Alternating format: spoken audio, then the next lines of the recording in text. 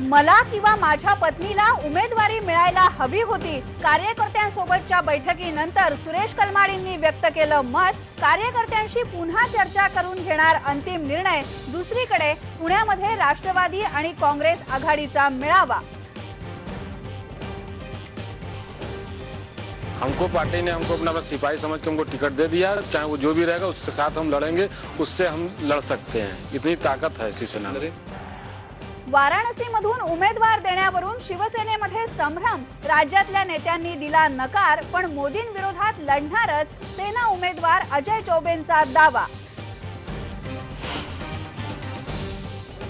बेहिशोबी मालमत्ता प्रकरणी शिवसेनेचे शिर्डीतले उमेदवार बबनराव घोलप आणि त्यांच्या पत्नी दोषी सिद्ध।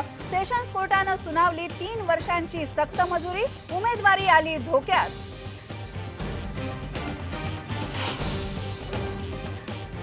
धनंजय मुंडे आणि राज ठाकरेंच्या भेटीवर गोपीनाथ मुंडेंची टीका। राष्ट्रवादीची मनसेसोबत छुपी युती असल्याचा व्यक्त केला संशय।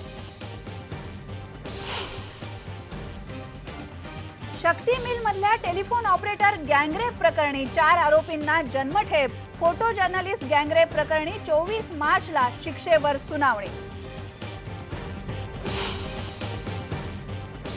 पॅकेजच्या घोषणेनंतरही गारपीटग्रस्त शेतकऱ्यांच्या आत्महत्यांचं सत्र सुरूच।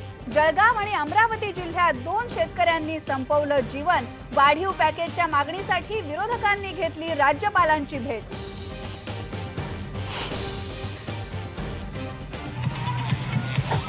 आणि राज्यभरामध्ये उत्साहात रंगपंचमी साजरी। नाशिकमध्ये पारंपरिक राहाडींचा आनंद लुटण्यासाठी झाली गर्दी।